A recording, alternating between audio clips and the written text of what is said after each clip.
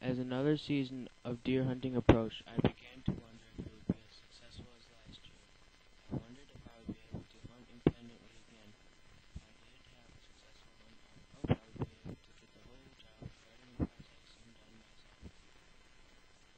After school on November 11th, I went hunting. I was going to my grandpa's cabin in Nuevo.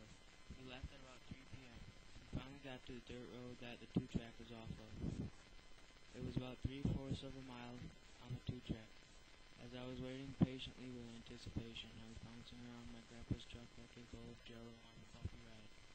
We finally reached the gate. The gate was open, so I thought there was a trespasser.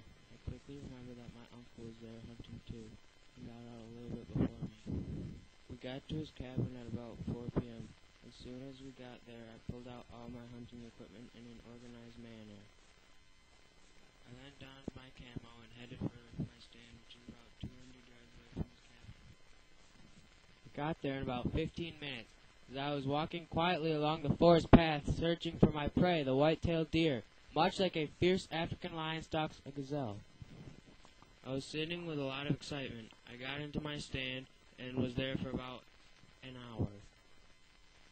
Then I heard my grandpa's truck start up with a loud rumble. I was thinking, ah! It was as loud as an F-14 military fighter jet. That's when I remembered that he was going to pick up my two younger cousins from my aunt at the beginning of the dirt road, because it was much too treacherous for a minivan to try to pass through. I thought for sure I wasn't going to see any deer. My grandpa came back about 10 minutes later. I sat for another long hour, waiting, watching, and listening.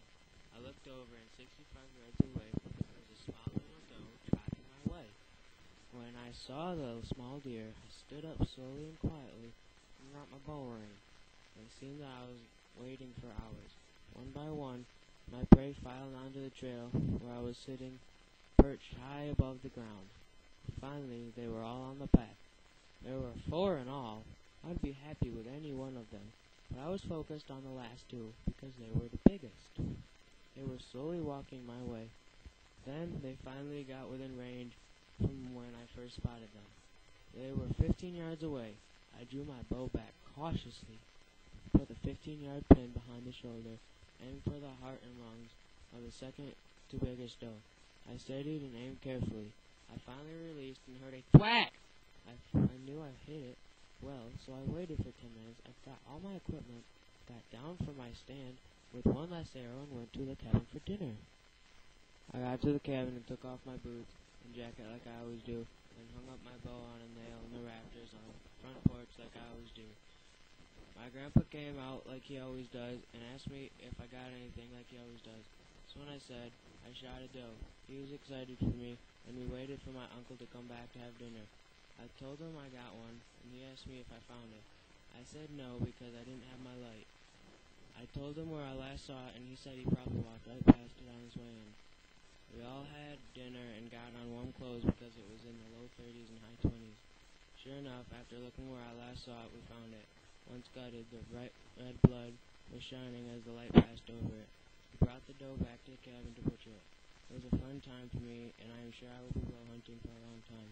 The lesson I learned is that I am an independent and successful bow hunter, and can count on myself for getting the job done when it comes to bow hunting.